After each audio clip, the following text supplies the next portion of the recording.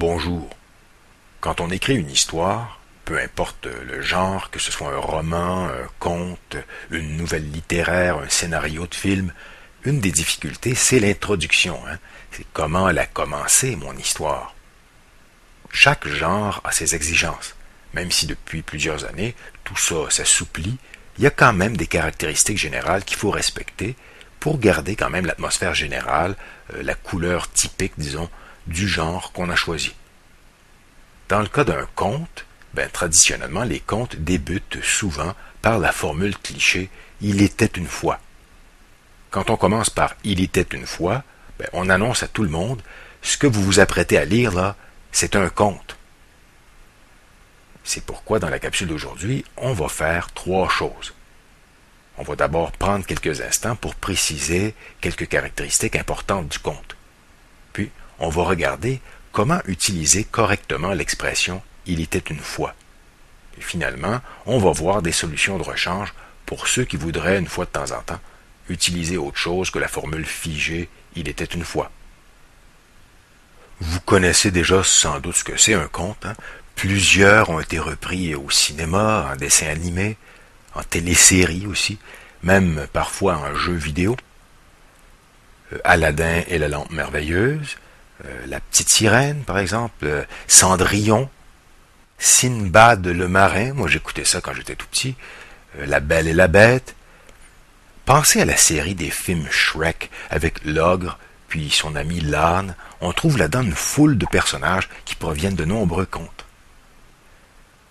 Maintenant, puisque en utilisant la formule « il était une fois », l'histoire qu'on écrit c'est un conte, il y a donc quelques éléments qu'il faut avoir en tête. D'abord, c'est un récit assez court. Puis, on aura du merveilleux, soit un objet magique comme la lampe d'Aladin, ou des animaux qui parlent, ou des créatures comme des fées, des lutins, des génies, des sorcières, des dragons, des trucs comme ça. Habituellement aussi, c'est situé dans un passé vague et précis. Puis les personnages, les lieux sont assez peu décrits, ils restent un peu flous, imprécis. En fait, on ne donne que les renseignements nécessaires pour nous faire comprendre l'histoire puis la faire avancer. Puis habituellement, la conclusion est heureuse, c'est une fin heureuse, c'est sans doute pour ça que ça a été si souvent repris au cinéma américain. Puis il y a habituellement une morale à comprendre avec un conte. Il s'agit là de quelques caractéristiques des contes traditionnels. Il y en existe d'autres sortes de contes, plus modernes, mais puisqu'on va parler de l'expression « il était une fois », c'est qu'on s'occupe aujourd'hui plutôt des contes classiques, traditionnels, qui se situent dans un passé lointain et imprécis.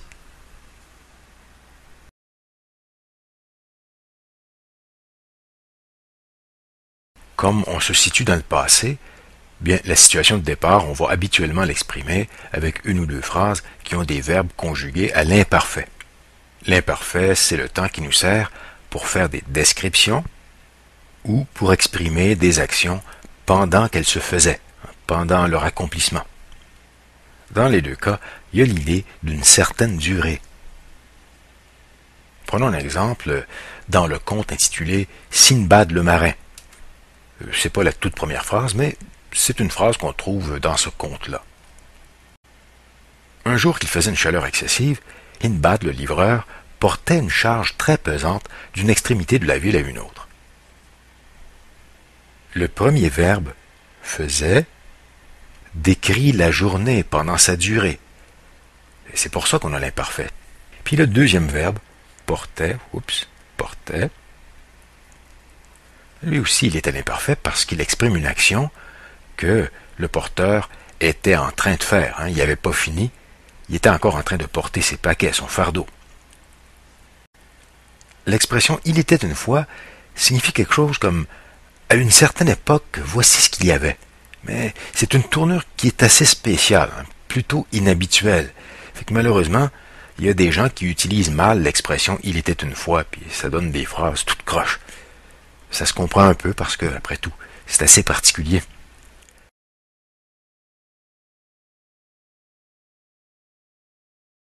Pour s'en sortir, on va utiliser un truc. C'est une solution que j'aime pas tellement utiliser, c'est un truc. D'habitude, je préfère quand on analyse puis qu'on comprend ce qu'on fait.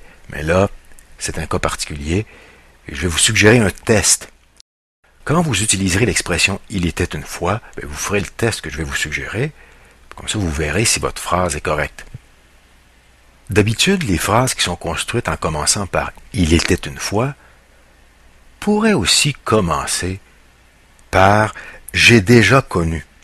Évidemment, la phrase ne signifiera pas la même chose, mais normalement, la phrase devrait tenir debout. Voyons ça. Le conte La Belle et la Bête commence par cette phrase-là. Il était une fois un marchand qui était extrêmement riche.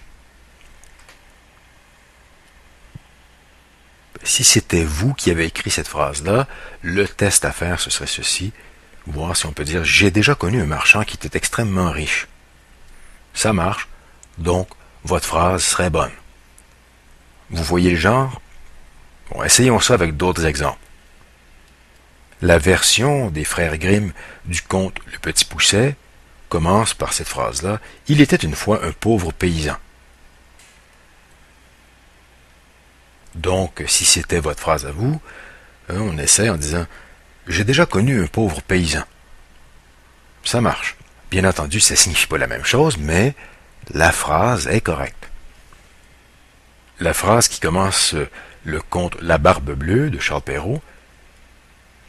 Il était une fois un homme qui avait de belles maisons à la ville et à la campagne, de la vaisselle d'or et d'argent, des meubles en broderie et des carrosses tout dorés. On fait la même chose. Il était une fois, on le remplace, puis ça nous donne « J'ai déjà connu un homme qui avait de belles maisons, etc. » On s'en doutait un peu, Charles Perrault avait réussi son coup ici. La version des frères Grimm de La Belle au bois dormant commence par « Il était une fois un roi et une reine. Chaque jour, il se disait « Ah, si seulement nous avions un enfant !» Puis ça donne « J'ai déjà connu un roi et une reine. » Donc, tout va bien ici aussi. Une version un peu différente, cette fois-ci, un conte africain, Sira et le sorcier. Il était une fois dans la savane africaine une belle fille. Elle s'appelait Sira. Sira était belle comme l'aurore. Puis ça nous donne « J'ai déjà connu dans la savane africaine une belle fille. » Ça marche. Il y a le fait ici qu'il y a une inversion. Le complément « dans la savane africaine » au lieu d'être à la fin a été déplacé. Mais ça, c'était tout à fait correct. Je suis pas certain qu'un jour je finirai pas par tomber sur une phrase où ça marchera pas, mais c'est pas trop mal quand même comme test.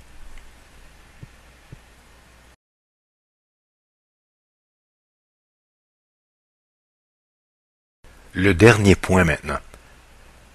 Il n'est pas obligatoire de toujours utiliser l'expression « il était une fois » pour commencer un conte.